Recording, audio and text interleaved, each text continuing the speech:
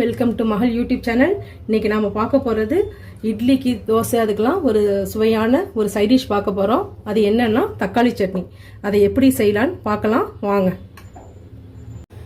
இப்போ நம்ம சிம்பிளான ஒரு தக்காளி சட்னி எப்படி செய்யலான்னு பார்க்கலாம் வாங்க. அதுக்கு ஃபர்ஸ்ட் ஸ்டவ்வை ஆன் பண்ணிட்டு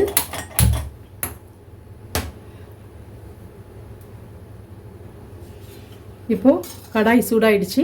இந்த நேரத்தில் 2 ஸ்பூன் நம்ம எண்ணெய் விடுறோம்.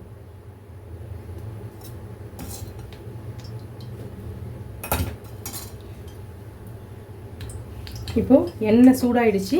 இந்த நேரத்தில் பச்சை மிளகா ஒரு 4-5 பச்சை மிளகா நறுக்கி வச்சுருக்கேன். இதை நம்ம அப்படியே போட்டுடலாம். ஏன்னா பச்சை மிளகா ஃபஸ்ட்டு நல்லா நமக்கு வதங்கணும். ஏன்னா காரம் எல்லாம் பச்சை வாசனை போகிறதுக்காக. நெக்ஸ்ட்டு வெங்காயமும் பூண்டும் போட போகிறேன். சரிங்களா? பூண்டு வந்து உடம்புக்கு நல்லதுங்கிறதுனால வாயுக்கெலாம் ரொம்ப நல்லது பூண்டு. அதுக்காக பூண்டு போட்டாச்சு. இதுவும் நல்லா வதங்கணும். இந்த நேரத்தில் நம்ம கொஞ்சம் கல் உப்பு போட்டுக்கணும். போட்டு நல்லா வதக்கிக்கலாம்.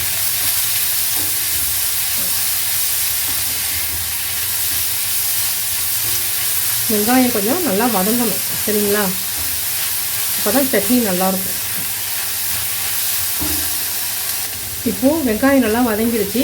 வெங்காயம் நல்லா வதங்கிடுச்சுன்னா நமக்கு அதுலேருந்து ஒரு நல்ல ஒரு ஸ்மெல்லு வரும். சரிங்களா? அந்த வெங்காயம் எண்ணெயில் வதங்குறதுனால அந்த ஸ்மெல்லு வரும்போதே நமக்கு வெங்காயம் நல்லா வதங்கிடுச்சுன்னு தெரியும்.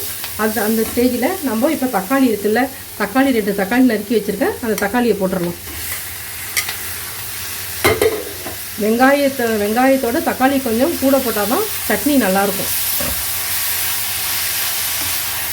இது நல்லா வதங்கணும்.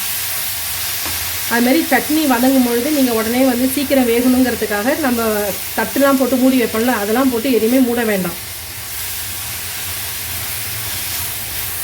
இப்படி செஞ்சால் தான் சட்னி நல்லாயிருக்கும். சாப்பிட்றதுக்கு ரொம்ப டேஸ்ட்டாக இருக்கும். இது நல்லா ஒரு 5 மினிட்ஸ் நல்லா வதங்கட்டும். இப்போது இங்கே பாருங்கள், இப்போ நல்லா வதங்கிடுச்சு. வெங்காயம், தக்காளி, பச்சை மிளகா எல்லாமே வந்து உங்களுக்கு சேர்ந்து நல்லா வதங்கியிருக்கு. இதுக்கு வந்து நீங்கள் புளியெலாம் வைக்கணுங்கிற அவசியம் கிடையாது. இது அப்படியே வந்து சூடு ஆறணுன்னு மிக்சியில் போட்டு அரைக்க வேண்டியதுதான். அவ்வளோதான். இப்போ நம்ம ஸ்டவ்வை ஆஃப் பண்ணிடலாம்.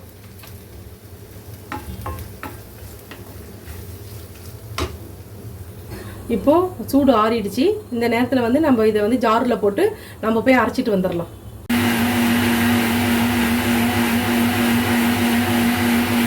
நம்ம 1 ஸ்பூன் நல்லெண்ணெயும் 1 ஸ்பூன் கடலை எண்ணெயும் விட்டுருக்கோம். இப்போது நல்லா எண்ணெய் சூடாகட்டும். எண்ணெய் சூடானதும் 1 ஸ்பூன் கடுகு, கொஞ்சமாக தாளிக்கிற உளுத்தம்பருப்பு. இதில் கடுகு தான் மெயின். கடுகு கொஞ்சம் அதிகமாகவே சேர்த்துங்க.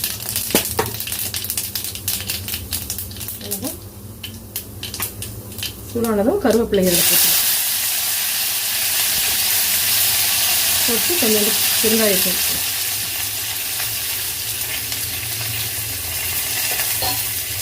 அவ்வளோதான். இதில் நம்ம அரைச்சிட்டு வந்ததை இதில் வந்து சேர்த்துறோம்.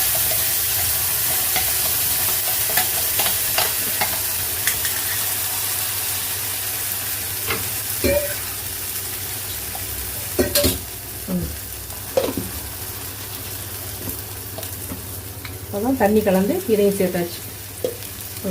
இதை ஒரு கிளறிட்டு ஆஃப் பண்ணிடுறோம். அவ்வளோதான், தக்காளி சட்னி ரெடி. தக்காளி சட்னி ரெடி பண்ணிட்டேன்.